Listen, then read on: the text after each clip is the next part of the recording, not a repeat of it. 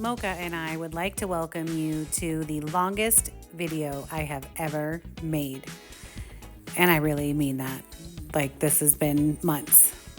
All of the photos in the beginning are from the very first bath bomb party that I was able to host to prove my proof of concept and get some time frames so that if I did this again, I would be able to gauge how long I would need to be able to set up and paint bath bombs, do instruction, and it got me so excited that I had to push through being able to finish this video for you guys. So I hope you get all of the tips that you need to be able to get started way sooner than what I did, because holy mother of goodness, this has been months. So get buckled in and enjoy the ride. Feel free to fast forward so I sound like a chipmunk through the entire thing, because this is a long one, just in case I didn't warn you already.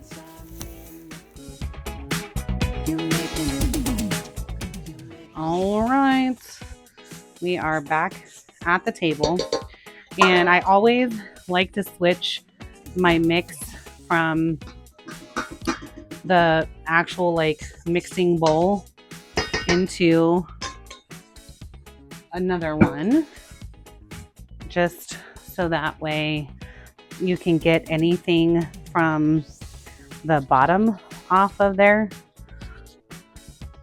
And even though I do put alcohol into my mix when I'm doing the other portion, I still end up spraying with binder as I'm working through this, adjusting. My humidity is at 15% right now, which is pretty typical. I really don't raise that much. I am in Colorado and it's pretty much always dry. Like, even when it's raining, it might be at like 25 or something, but pretty much it's always super, super, super low. So I feel like adding specific amounts into the other mixture to be, to get it really good and worked through, works the best for me. And then I use the water at this point in time and just kind of keep adding until I feel like it's pretty good.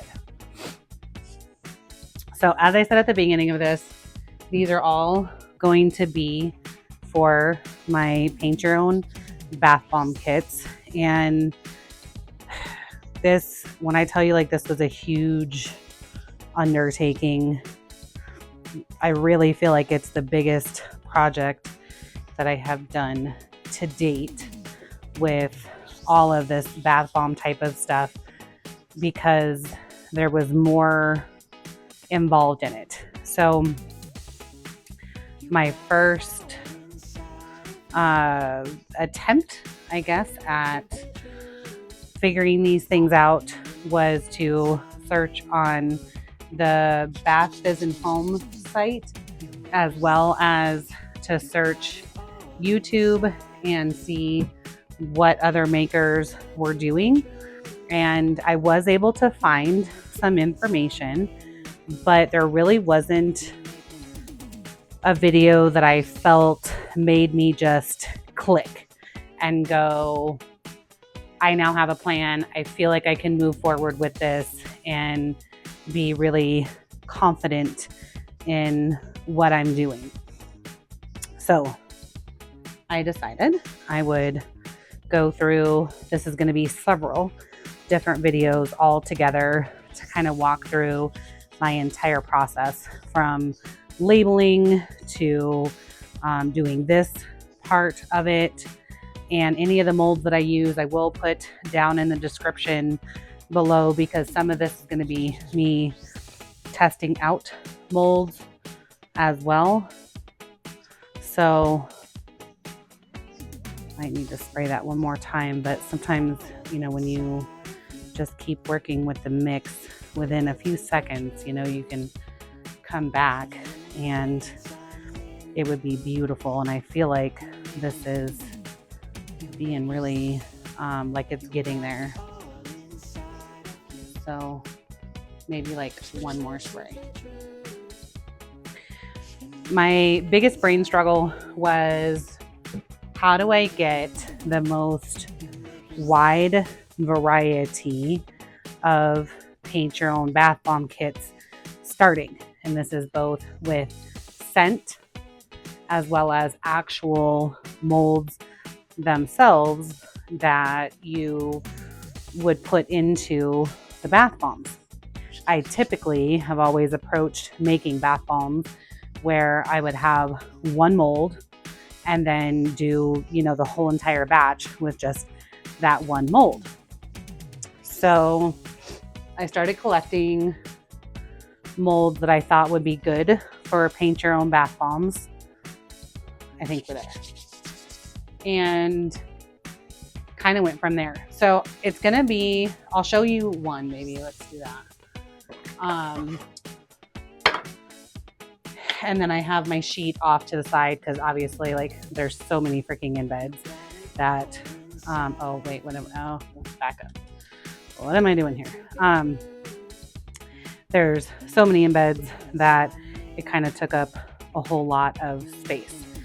So, since this has no color on the outside, I want to make sure I put as many in here as possible to really give the pops of color.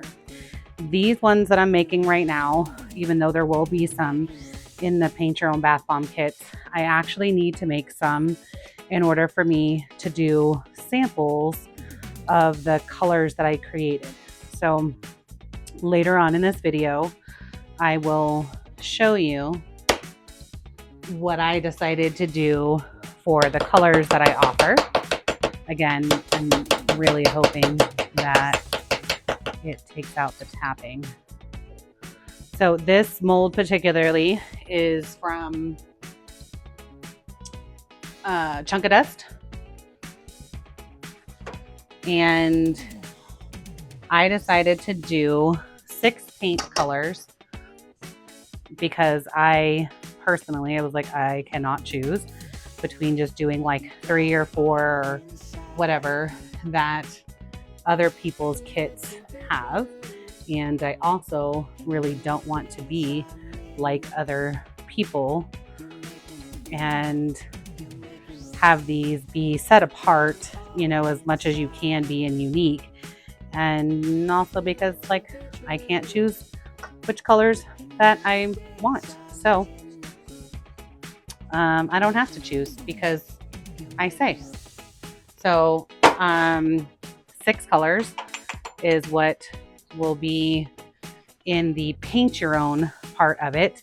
And since this particular flower petal mold has 6 colors or 6 petals, I thought this one would be perfect to, I want to separate those so that the mix kind of gets in that middle one a little bit. I think it's important for when you're putting the embeds in there, you need to have enough room in between the embed in order to have everything like stick together really well. So be mindful of that when you're doing this. And really my goal with doing these ones is I want to get rid of as many of the cubes like this that I have.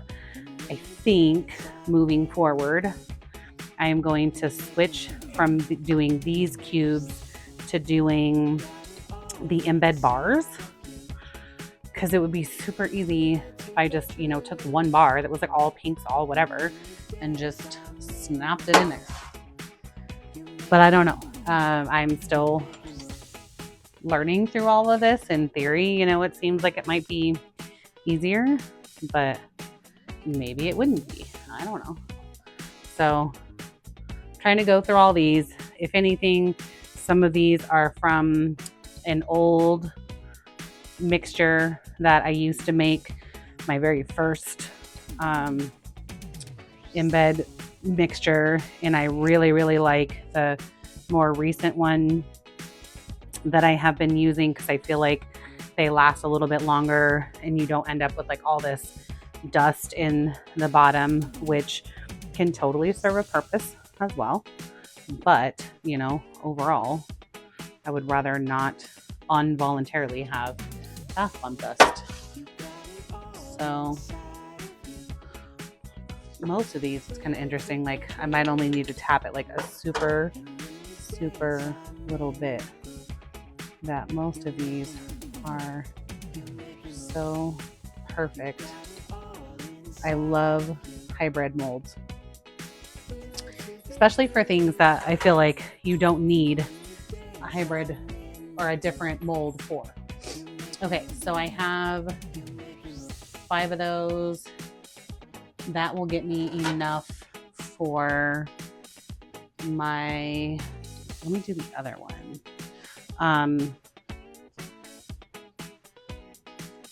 That'll get me enough for my tests that I need to do personally.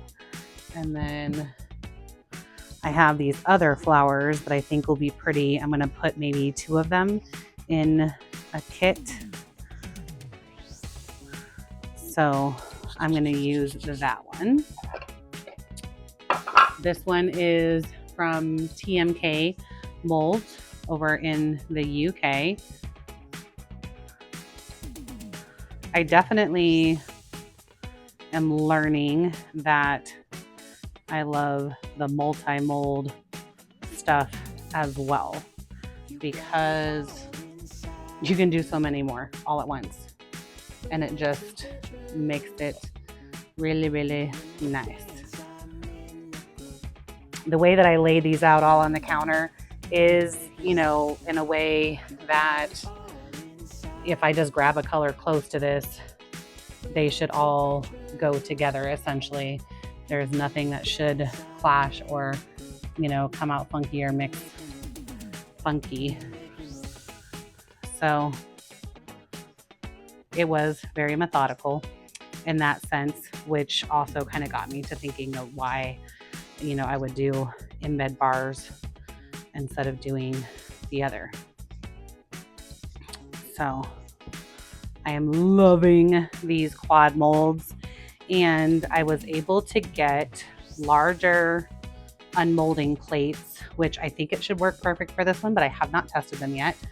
So when breaking the mold, YYC was going through and clearancing out all of their stuff, I took the opportunity to be able to get some more unmolding plates, and these are all larger. These are 6x6. Oh yeah, that's gonna work perfect. Okay, so I'm gonna flip that out.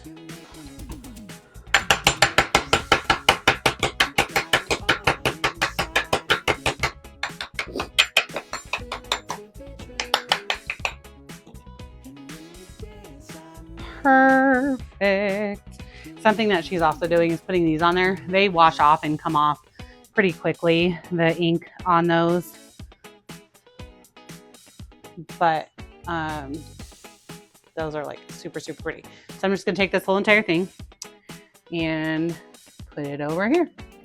I definitely, I don't know, like I wish I could have afforded to order more of those for this whole process, because I absolutely love them when you need the larger size stuff.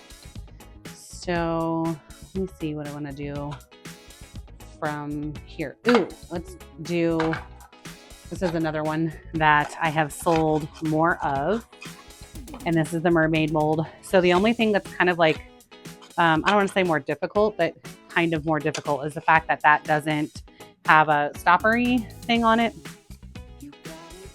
So I have found that putting this on the underneath of it really helps with that. And then packing in the bottom fairly well. I'm gonna do like, try to stay away from, because I want to make this area as strong as possible. And maybe let me just put some dust in here to be able to get some color, because you really need to make sure that this stays strong in here. I think I'm gonna put a teeny one right there. So originally when I was unmolding this one, I just unmolded it like straight up and down how it's going to sit. And I was having a hard time getting its tail to stay intact. So I have since abandoned that. And after I talked with Chunk of Dust, she said it works amazingly well and you don't lose the detail and everything if you just mold it out straight. So here I have a juice press that I decided to make into a bath bomb press. And I'm gonna see if I can unmold this for you on one of those larger 6x6 ones, just so that you can see it. Now, she said that she does not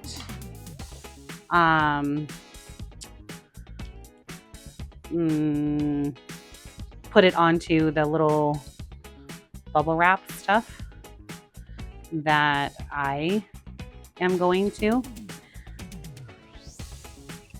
Just trying to be like super gentle. It is also like coming off of here right now. So yeah.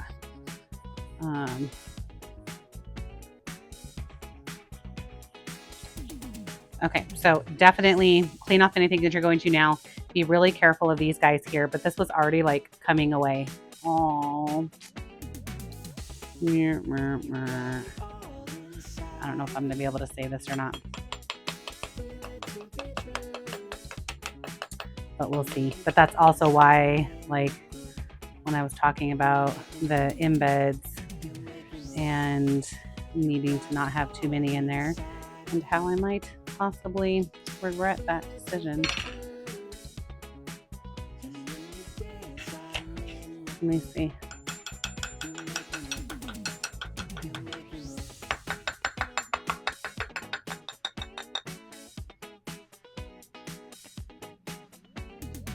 Okay. This just really sucks. Okay, since I think this has room,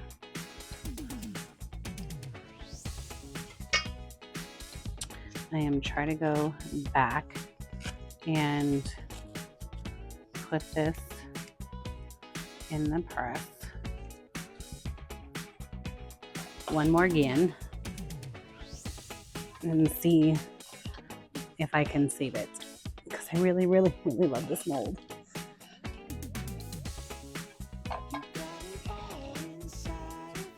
And then like tap the ever living crap out of it.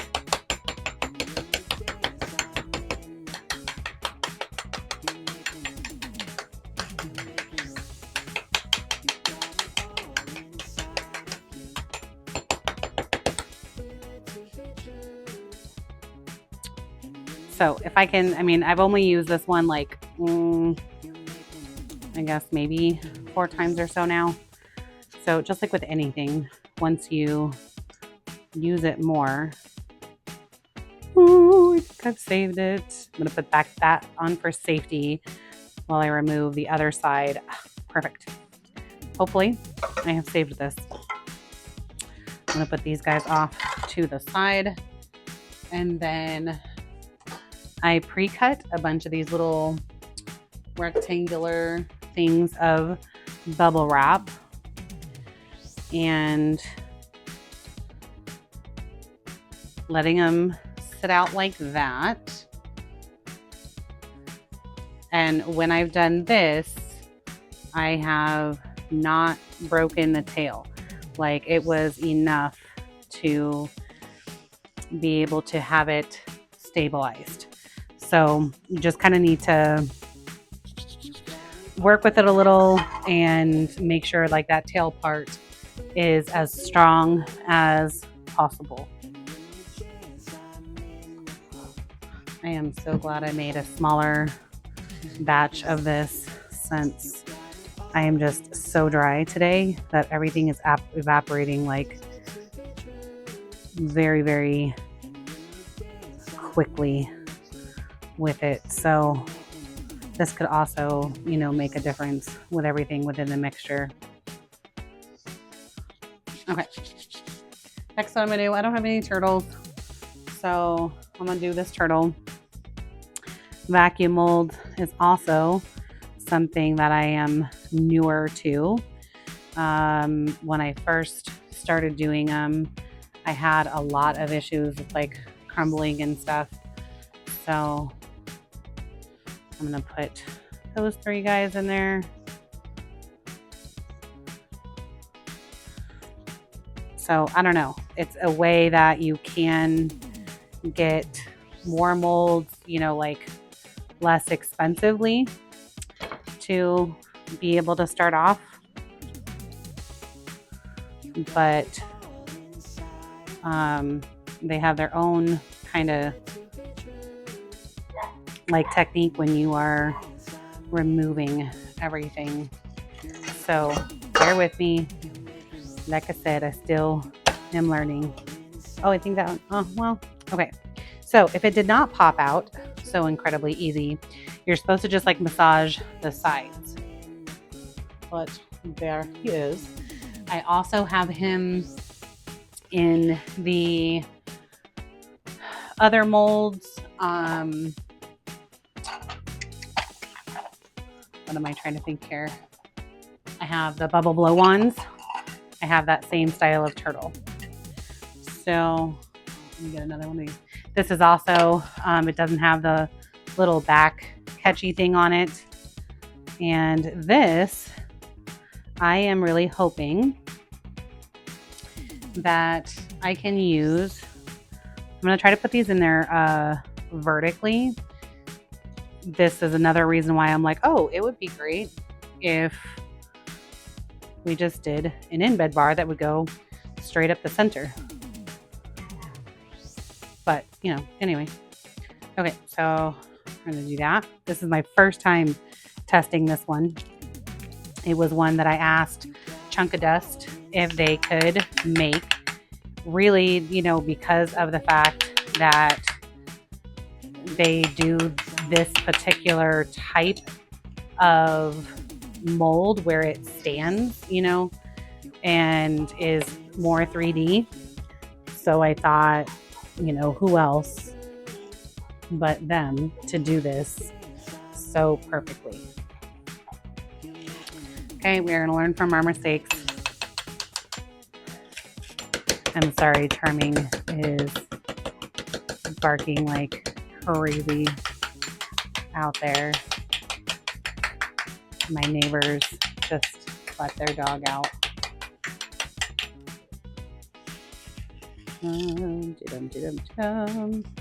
Making sure I tap on all sides of this and being a little bit more gentle. Charming!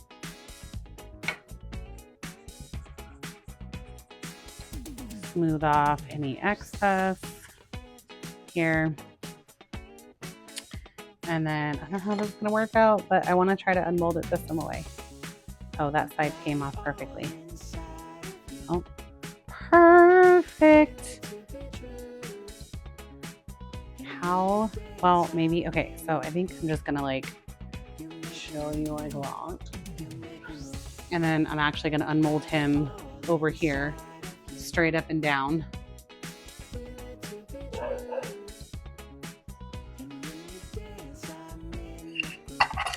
Like that. I will definitely post pictures because I'm very excited about him. So I wanted to do that one actually to be for my, what do you call them? Pedicure bath bombs. I thought it would be very cute if they were, what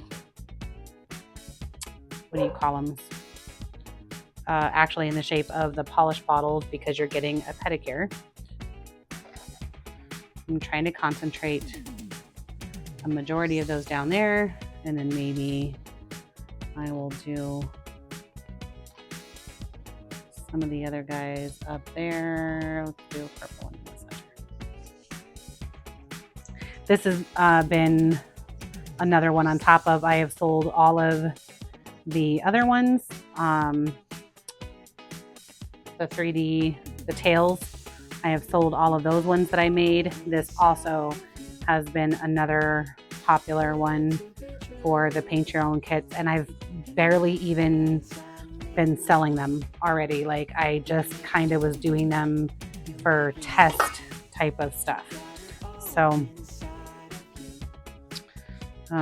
same thing with this one. Let me see if I can unmold it on here for you. This one is from Sophistication, and so beautiful. You can tell the details without me totally losing it. Lost a little bit of the horn there. But I like the ones that they have a little bit of detail to paint, you know, but it's not crazy. So I'm going to do this one. This is Who Rescued Who from Chunk of Dust. This one does have a bottom catchy mold thing, so you don't have to use like the other plate in there with it. And these ones I am going to be donating for a raffle. I guess have auction, silent auction. So I think with these ones, just because like they could have various amounts of you being able to put stuff in there, that I would, when I make these, like for the ones that I'm going to be selling, I would have my thing on a scale so I could make sure that each one had the same amount of mix in there. I'm going to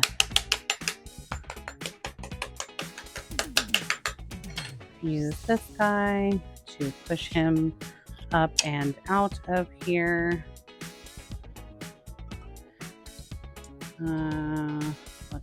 Well, I guess I could, because I'm not making another one of these ones, but just trying to show you here. Super easy. They come out really, really well. So I'm going to do the smaller one also. So even though this can be kind of a mess in a sense, I guess, like, you know, there's a lot going on with the whole thing, I think this is going to give me a nice start to being able to have some variety in the store. And then maybe when it comes to a point in time where, you know, I really, really know that which ones are selling super good, then I will start making solid batches of just those ones. I want to see, you know, do people pick things from fragrance, or do they pick things from the just like the image? And so far I have not had one person that picked it up and smelt it before they decided they wanted it. They were just looking at the image, even though, you know, I told them that I had different ones available. So with this, I'm just going to put it directly on my tray over here. And sometimes you need to tap the top a little bit to take it off, but these really are just a dream. That's all I can say. So I don't know what my market, is going to really call for. And I felt like this was the best way to approach that. So we're closing in on this mixture. This is like a stupid pretty butterfly. This also I sold a few of, and very easy to be able to make. All of, I mean, I guess if you're getting a good quality mold, you don't have any problems. Maybe I'll go directly. I don't think I've done like any purpley teal ones. So maybe here. And so like for this mold particularly, right, that an embed bar wouldn't necessarily work as good in there because, you have all the different areas. So this is why I go back and forth to say, do I want to do all embed bars or not? So with this one particularly, with the top, it has high sides and then not as much in the center. So I will remove that from the center so it tries to fill out these guys.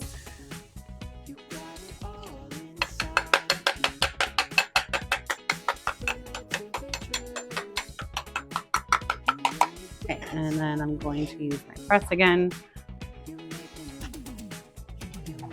which I love this thing. I really, truly, absolutely love this thing.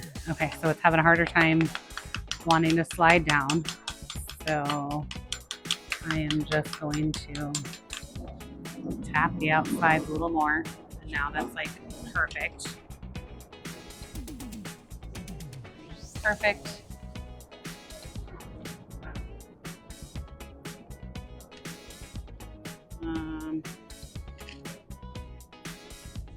Tappy.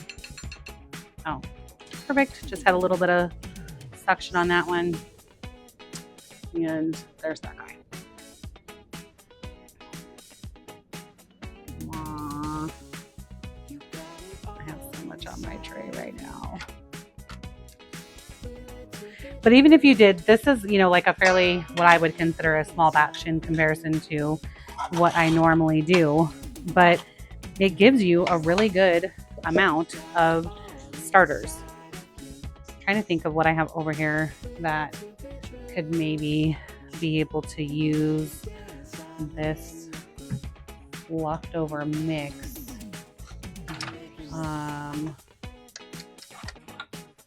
Maybe I'm going to do this other unicorn. This one is another one from Sophistication. I haven't sold any of these ones yet.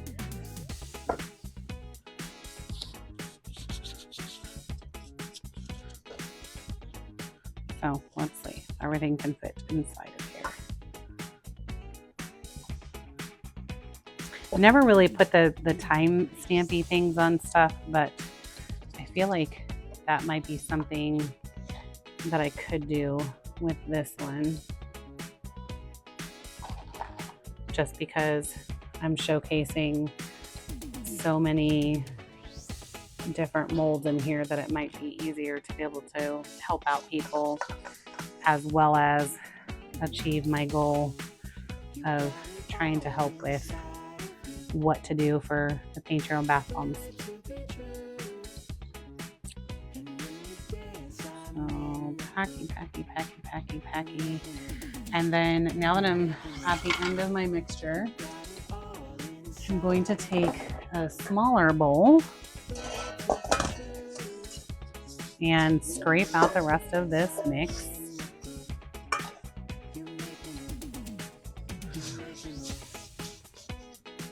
And sometimes I go back and forth. It just kind of depends on, how much extra mix I need for what I'm doing. And I'm like, dude, this is gonna be perfect.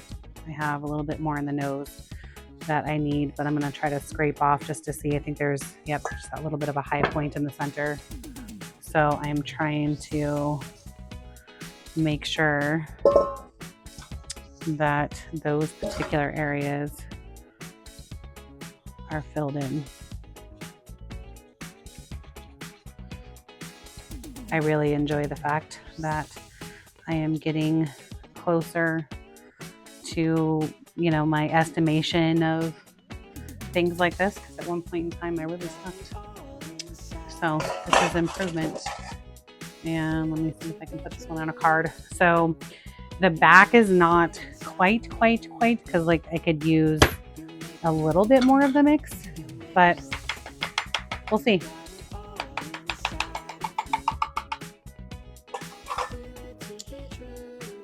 And here is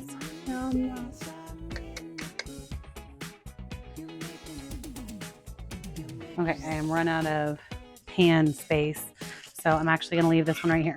So I do have a ton of other molds that I will, you know, be a part of my whole thing, but hopefully this gives you a gist of, you know, how my whole setup is to be able to get to this place. So from that batch, I have 1, 2, 3, 6, 7, 8, 9. Oh, I'm just going to say 9 kits worth of stuff out of, and it is all that one fragrance, and get the variety for them to be able to choose from. And then the next batch, I'll just choose a different scent, and then different or molds that I learn will sell well. And that's how I'm going to approach the making part of it. So next, I think we will jump over to the making of the colors and how I determined that part of it. So see you there. Okay, so now we've come to the color part, which honestly has been the most like difficult situation. Let me shake these ones up.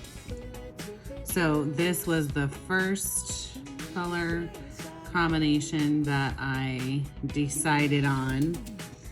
And after I'm done, like after I did this one, I guess, like now I'm more confident in moving forward with this one. So this is, and all of the micas are from Nurture Soap. I forget what they changed their name to at the moment now, but from Nurture Soap. So this one is Rapunzel, Mica Powder, Cantaloupe. The orange is Orange Vibrance. The pink is Flower Girl. The purple is Cyber Grape. And then this blue is Winter White combined with the Roller Skate Lake. Roller Skate is the color combination from in Robin's book in her color chart. So anyway, this was the first one. So even though these are kind of brighter colors, on here, it's kind of hard to tell, but this is like, you know, kind of a champagne-y gold. That is the Rapunzel, the Cantaloupe, the Flower Girl, the Orange Vibrance, and then the blue that I made. So after I did each one, I kind of tested it, and then this was like me trying to test the green and the blue, because since we can't use the certain ones, I wanted to make sure I tested a suggestion that I found in the Bath Fizz and Foam thing. So I'm hoping that this will kind of like, other than I have a Christmas one that I want to do too, and with that Christmas one, I don't have a silver, so I went back onto their website again. Oh, that sucks. I just got a little bit of the orange into the other cup. And they have a gray. I can't remember what the name of it is right now, but it is a light gray. So I'm going to get that one and see if maybe I mix the gray with the winter white, and I can do that. So I just did, this is 1/6 1/16 of a teaspoon of the electric orange. And then I'm gonna tear that out. All of the scoops of mica are pretty much about 0.14 grams. So then of the poly 80, I am going to do as close to 75 as possible. It seems like, oops, well, so okay, that's 81 kind of, I dropped it out of the thing. But I am personally, when I actually make these, I'm just gonna kind of make sure that the mica is as covered as possible in here, just by rolling it up. And then I'm gonna close these up and that's it. But because I'm testing out the colors, I want to fill it up with alcohol. And I'm only doing it kind of like halfway. Let me just do it even though it's not gonna be completely in camera, and then come back about halfway. And then stirring it with my brush as much as possible. And I feel like this is a pretty good, and I think, you know, they're not gonna fill it all the way up to the top, because well, then you wouldn't be able to mix it, right? But even if they did fill it all the way up to the top with the alcohol, it's kind of borderlining at that point in time being too much alcohol, and you don't see as much of the shimmer with it. So this one was that first color. So I'm just coming in here and making sure that this is gonna work. And so far I haven't, you know, this ratio has been working. So it absorbs well and doesn't have, you know, a massive amount of mica left on the surface. It's not too shiny from having too much of the poly 80 in there. So cleaning off my brush and the alcohol again, trying to get it as clean as possible. And then we're gonna close that up and move on to the next one, which this one is fuchsia from Nurture Soap.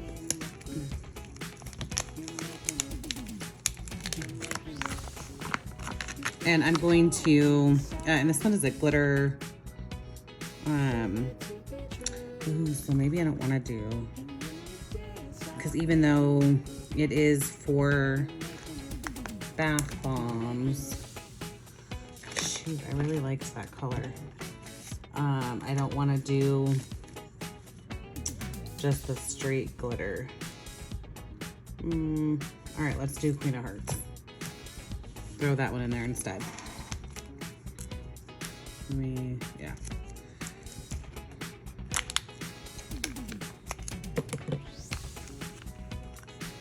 And measuring all this out is going to allow me to also price all of this stuff correctly, because I'll get a good,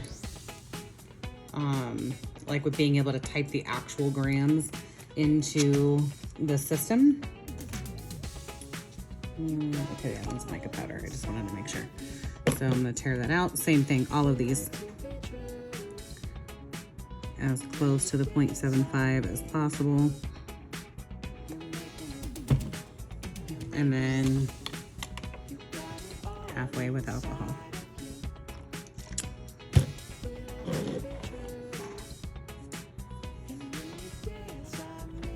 I did really learn on that first one with the yellow that I need to really make sure that my brush is as clean as possible, because it had just a little bit of the green from the blue that I had done in there, and therefore it did not look like, it kind of was a little bit dingier. That's why it looks like more gold in here. So Beautiful. Something that I also noticed too is that on my instructions, I'm gonna add on there, you know, that you need to like really focus on always mixing the pots, because the mica goes down to the bottom pretty quickly. And definitely feel like, you know, this is an absolutely gorgeous color. So moving on to the next one. This is probably the most stressful part of this whole situation, honestly. Just because the colors, I think, were the biggest thing that, for one, I can't choose, you know, and I'm like, I don't know.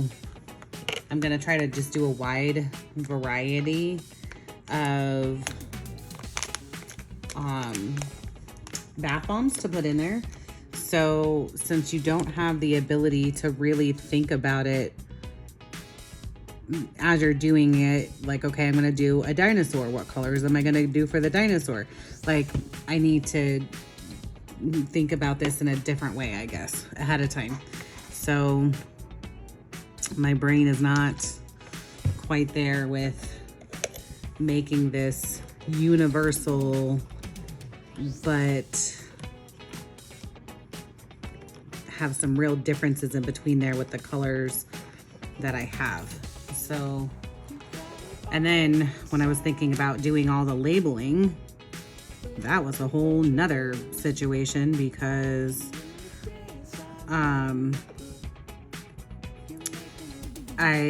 you have to label all of, you know, the individual micas that you have in your balm. And so for one, if I am looking at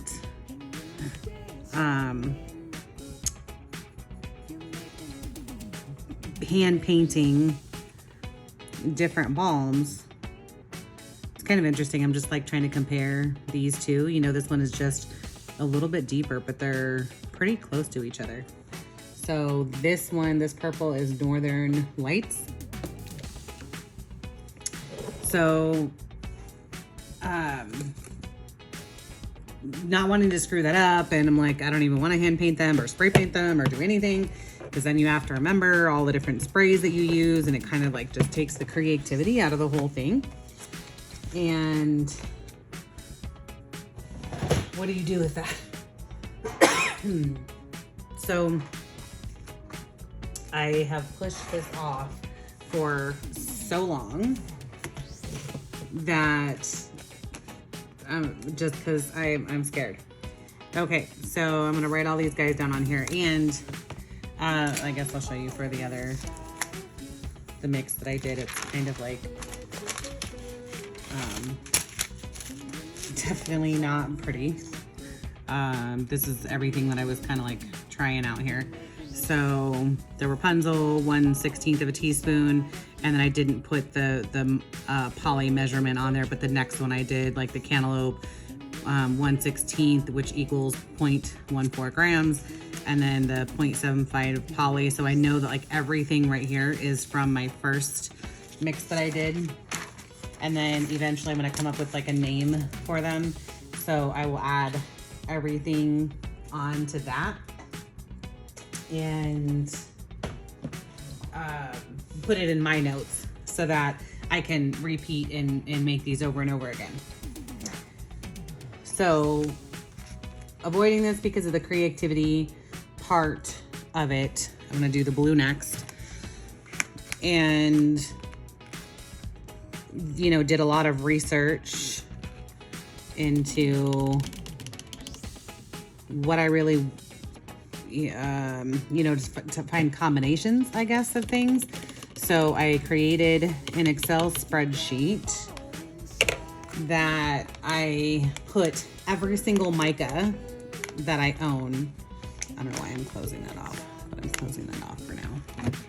On. This is gonna be super tiny.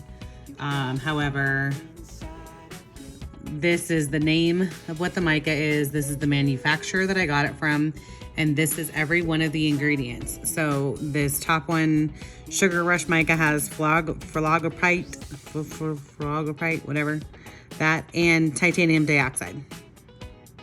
So every single one of them. And then for the blues, I decided to bold where this says ultramarine blue, because that cannot go in a bath bomb. So this just happened to be one of the gifts that they sent to me, so I could use it in soap if I ever got to that point. And then the same thing, chromium oxide green. So I know this one also I cannot use in bath bombs. And then something else that I'm kind of waiting on more clarification with is, for instance, Eye of the Tiger. This one says tarzanine something uncertified FD&C yellow 5. So this would also mean that I cannot use that one, which I am pretty sure that the Eye of the Tiger is a neon one. And so that one, if you looked at the actual package, I'm pretty sure it'll say on there that it is not safe for use for bath bombs. So things that I was noticing as I went through all of these. And then once I got through the list, then I went back through each individual ingredient, and every single time I saw a new ingredient, I put it in a different box down below so I could see how many crossover each other, and like major epiphany, like so easy. And I'm glad that I waited, I guess, until I could really take the time to be able to go through and do something like that, because it made all the difference. So we're gonna recap on this one, and it is that 1/16 of a scoop of the winter white, 1 micro scoop of the roller skate, and then the 0.75, oops, let me mix this let me add the alcohol in this one first. Halfway up. So this is gonna be the same blue that I did in the other one, just because. So I have now gotten a list. I think there's like 7 different possible ingredients that are in the different micas, and I will put that on the listing. I don't have an example up here of what that part of the card is going to look like right now, but I will, eventually show that. So just like you have to list out your bath bomb ingredients, I decided, because of the fact that I use lakes for the main part of the bath bomb, and then I use dyes for the embeds, I went through all of the lakes and all of the dyes that you could possibly purchase and wrote down all of them on that sheet, same sheet as well. I went through all of Robin's mixes and typed all of that stuff in, and then basically decided that no matter what, obviously, that's going to be the same color as that one, because it's the same color as that one. But anyway, that's what that one looks like. So it does a good job. Tested that one again. Went through all of them and found that basically, all of them have, the same possible combination of ingredients. So what is it? The red 40, the red 27, the blue 1, the yellow 5, yellow 6. So on my bath bomb labels, I put may contain all of those things. And then for these, it'll have the paint contents and will say may contain. So I don't ever have to worry about any of the mixes of the ones that I currently have, because all of them will be covered underneath there. And then something I do whenever I purchase new ones, whether it be like new molds or whatever, I add that onto my list, and then I will cross-reference it just to make sure that for some reason there's nothing new. So for the green, I am going to do 1 scoop of the yellow vibrance, 1 micro scoop of the yellow vibrance, and 1 micro scoop of the roller skate. At first, when I had done the green, I used the yellow number 5 in there, and I decided that why not, you know, take advantage of having more shimmer, since you can use the yellow in there. And we'll see what this looks like.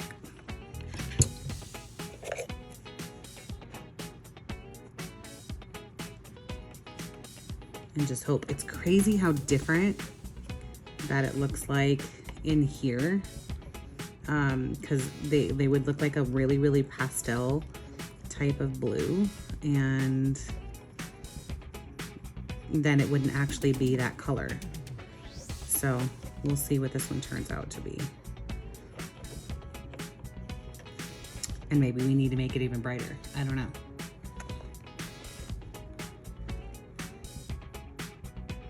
I'm glad that we can put this one next to this one. Oh, that is very interesting.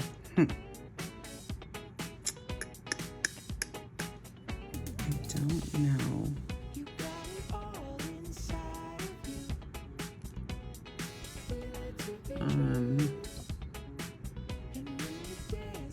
I don't know. It's kind of like a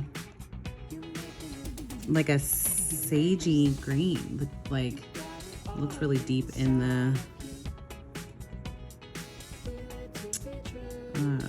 camera.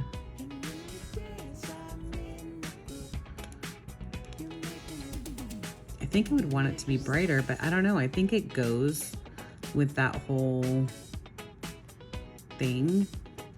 And almost maybe this first one is kind of brighter. So trying to think of names as I'm looking at this color range. But I do kind of like that. So I think I will keep it.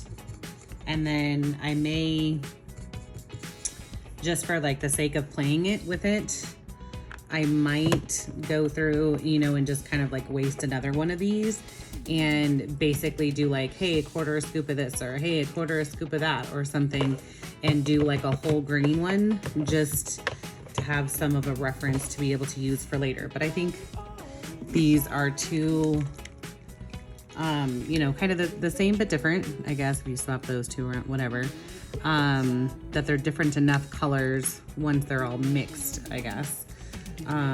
Or put onto the thing. They are different enough colors to be able to make these different collections. I kind of wanted a more pastel one, and so I think to do that, I would just go through and add like a scoop of winter white to every single one of them, and then boom, it's pastel. So, however, this is the fun part, and now I know that the labeling part is done no matter what I decide to do. So I'm gonna hurry up and write, you know, this whole thing down before I forget that, and then we will come back for the next part.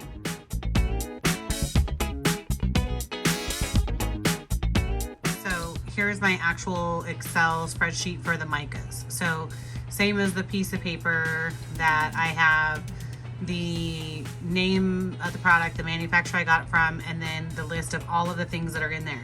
So I basically went down one by one by one. And then down here where it says all micas, these were all the common denominators that were in every single one of them. Now, only because of the fact that I'm not doing soap or anything like that right now, like this would be the ones that are lip safe or bath bomb friendly, essentially. So I did not include these guys that are highlighted in yellow. And these ones also that say uncertified FTNC yellow 5, like these would also not be okay in the bath bombs, only for soap usage. So I'm thinking I'm gonna highlight these with a different color than what the yellow, because the yellow to me means that it has the ultramarine blue or chromium oxide, so it's not okay for bath bombs. But anyway, there's that. And then I did all of my dyes. So at one point in time, I was getting dyes from BizFairy because they had all the custom combinations. And at the moment, like, I've decided that I'm not going to do that because it's just kind of harder with them being from Canada. But it really sucks because, like, they're amazing and pre-mixed dyes. So I have quite a few of them now. Hopefully they last a while. And something that I realized kind of after the fact, I guess, I thought like that the hot pink was safe for us, and it is not, because of this acid red 52, and the same thing with these guys here. So I want to say it's the same thing, that you can use them on soap, but you cannot use them for bath bombs. But please, like, do your research, because there's so much stuff that's confusing, and kind of the same things. Like, these are all the very basic dyes that you could be able to get, and then the lakes are here at the bottom. Nurture soap is still like my go-to for here in the US, and I wrote down all the ingredients for what was in there. And this is like kind of hard to research in the sense that this CI number over here, I had to look up basically this number to be able to get it to say, okay, it's red 33. Same thing, you know, for this black here. So it was hours that it took me to go through and figure out all of these things, because some only have the inky numbers and whatever. And then here over here, this is what I'm putting on my labels for anything that I use dyes in. I will copy and paste this. Anything I use lakes in, I will copy and paste this. And because it's not that many of them, like, yes, there's a few, but it's not that many of them, I would rather just be safe, make my labeling easier, and put those on there. So then here, I wrote down, so this is titanium dioxide right here. If it's at a purity level, or like, this was what their rates, their usage rates would be. I included that there. And then on the sides, I put from their website, copy and pasted the ratios that they suggest to be able to use the products. Because another thing I discovered is not everything can go into cold process soap versus the scrub cubes or bath bombs and what have you. So this would be kind of, if they ever took this information off of their website, then I would have this as a backup. So then I also have a tab here, which I'm not going to switch to, but it shows Robin's lakes, and those are all her color combinations from the books. And I did the same thing. If it said smitten with mittens, or I think it's called mittens, and I call it smitten with mittens anyway, because it's gorgeous purple. So I put the name of that here, broke down all of the different combinations in the order of strength, you know, so if blue one was the higher, then I put that first in there just because I knew that information. And I thought, oh, if I use this color, then I'll copy and paste it over here onto my label. But that was before I figured out I could just do this, because it's simpler and easier in the labeling process.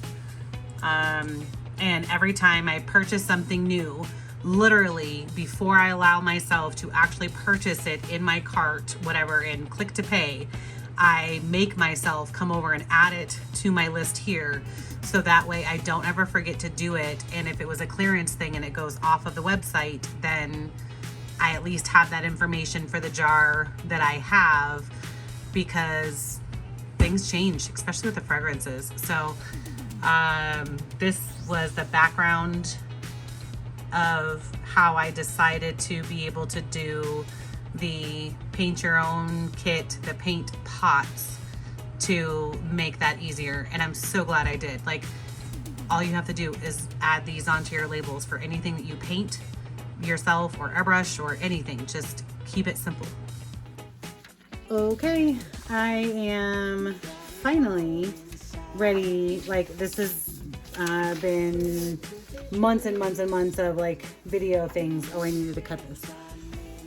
So I am finally going to be able to finish off this video, and I am stupendously excited. Like, this is, I print them off on cardstock. I use Avery for my design software, and that would be why, like, at the top of these it has a little bit of a border, and then on the side, because it's meant to be a sticker, but I don't care about stuff like that. So eventually, when I get to be all fancy, you know, or if I'm selling a crap ton of these, I would just take the same template and upload it into the business card people, I can't think of right now, whatever, and just have a bunch of them printed off that way. But it's much more cost effective for me to do it this way right now. So we have finally come to the final packaging of this, and I guess even like if you click on the link that'll be in this video, like where this QR code goes, you can get a better image of this to be able to read it through in an easier fashion, because I put it as a picture on my website. This is what I will fold up into here. And I don't like, it may just be me. For right now, I don't care, and I'm leaving it this way, but I would like to put something on the back, but I don't know. It is what it is. I started off with a smaller card size, and I thought that with all of this information, it was a little bit more difficult to read. So I decided to do that, and then that's gonna go in the bottom. And then I do my instructions.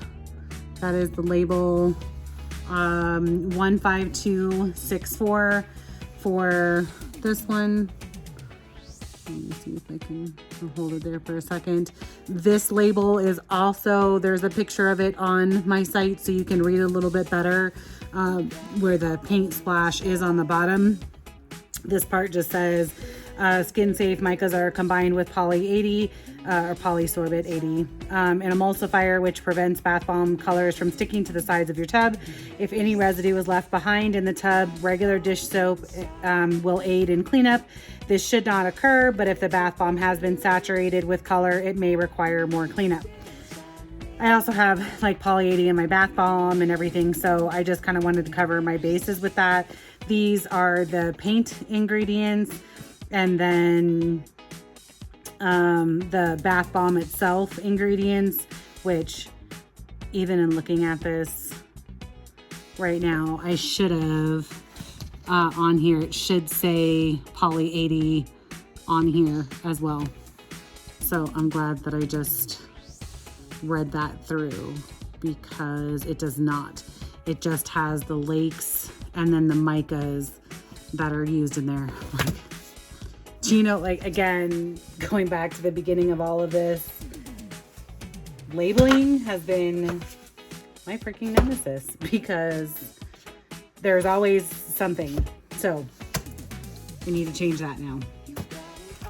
But at least, you know, for me, I'm like, it's not, you know, I'm constantly learning these things, I guess. So, I don't want to say that I'm okay with it, I guess, you know, but because it is such a challenge, I am learning to just grow with it and make the adjustments, and not, I used to go back and like reprint off labels for all of my products, and I'm not doing that anymore. I'm just moving forward with, you know, what I've got. So the next set of things that goes out, you know, will be totally perfect. Because it does say, you know, up here that there's poly 80 in there. So it's not like if someone was allergic to it that this whole thing would be down south, but labeling is my nemesis. And then this has my kit contents on there. So I do kind of go through and look at that as I'm doing this, just to make sure I don't forget what I decided to put in there. I have a small detail brush and then a wider one. So I will put these in there. Pipette goes in there. I did a solo cup. These are 2-ounce solo cups so that they can put their alcohol in that to clean their brush off with.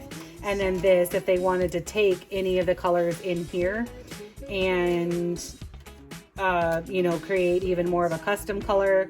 Right now, I'm just getting these from the Dollar Tree because I don't know if I'm going to be selling, you know, thousands of these. And even though you could get, you know, like 100 of them or something for cheap on Amazon, I'm tired of having massive amounts of product of stuff that I don't know if it's going to sell crazy amounts of. So for now, even though it's not the most cost effective way, I'm just getting the packages from the dollar store, and these are the same way. I also have some older, smaller ones that I've used for other stuff that I'm putting in there as well. So just try to use what you have. And then this is the pastel collection that I made. These are 1-inch labels that I also use the Avery template for. And then I shrunk wrap these with this. I'm going to show an up close of the label. I will also try to remember to link it in the thing. So basically this is just a remote control shrink wrap. So it is 3.1 by 11 inches. And I literally just measured this and tried to get something that wasn't crazy large for it. And they do perfect in these. So there's that. And then I also use the 1-inch labels to put the scent on my bath bomb. And I try just to pick a spot in there that it won't cover up the design as much as possible. And I do want it on the front because I could have, say, 3 different sets to choose from. And maybe this is grape and another one's watermelon and it has a rainbow collection in it, or just to give them options and they know ahead of time what it is. So, and this one's kind of funny. It was like the end part of that mix. So my embeds in the center are poking through a little bit, but it's still cute. So there's that. Let me review the paint colors. And then I also have weighed all of these out. And I just personally decided to leave a spot here so that I can write it in on there before I do it, because I want to say I'm not like, I wanted to have a universal label for no matter if I decide to do this or, you know, do some flower ones or what have you, that I could do the weight at this point in time. Even though, yes, it does require me to hand write in what it is. So this one, actually, I'm gonna finish off this sheet. So I'm gonna put 181 grams in here, and that'll be the label for the back part. Okay, so now we are going to talk about the shrink wrapping for the entirety of everything. The bag size that I initially got are shrink wrap bags wrapped for gift baskets. They are 13 by 9, and I got these originally when I was dealing with Christmas boxes. So they are pretty huge. And with these, what I found with the initial size of the larger bag here, you can actually fit 2 of them, one on this side and then one on this side, and I will put it through my machine and then cut it off here first, and then take those 2 and put it in here and divide it out, because there'll only be that portion that's left over. Now, because this is just a 12-inch one, I have to kind of like crimp this up just a little bit in here, you know, but it totally works for it until I can get a larger machine. So then I also save this piece because you could use it a third time.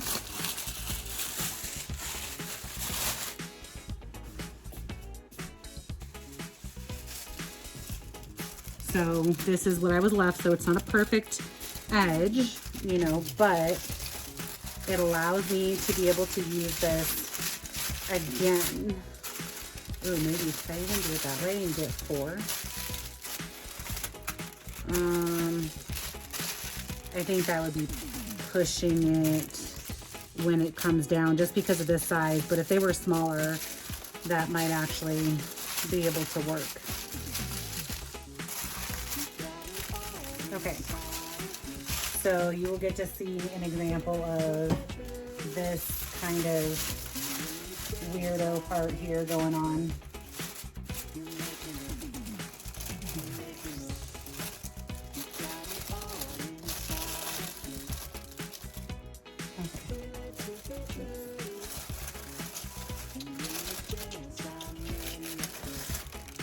So that part's hanging off that side, and then I'm holding here, and then pull it away, come back, gently place it on here, pull it away, and now this is all close enough for me to hit it with the gun.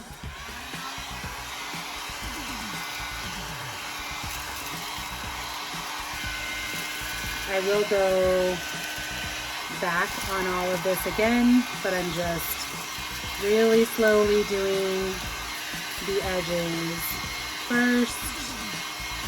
And then now that that's tight, I'm gonna flip it over and do the back, and then gently come in and do the top. So here's that, and then this is where this guy can come on and come up here. And then in the painted tree, I'll have to have another tag down here that has the actual price and everything like that on it. But this is my final packaging for that.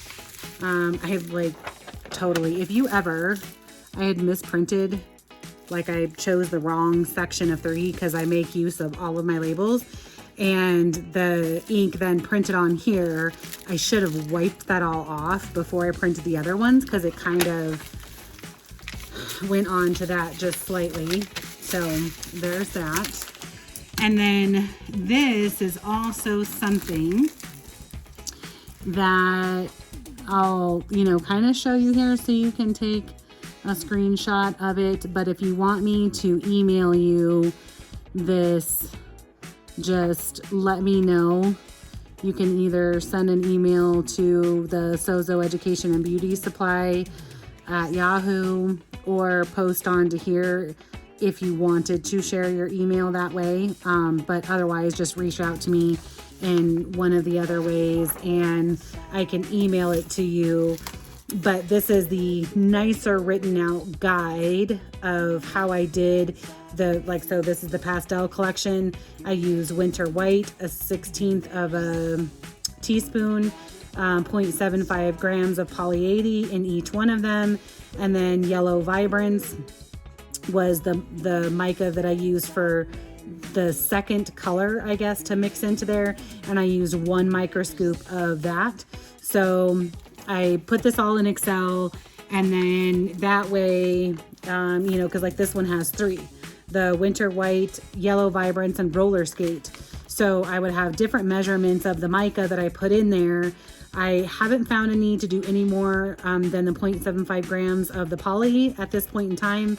So I did not add that on to these columns, but now that this is in Excel, I can really quickly reproduce the same ones over and over again, or give it to somebody else to be able to do that. So if you want a copy of this, please reach out to me, or like I said, screenshot it.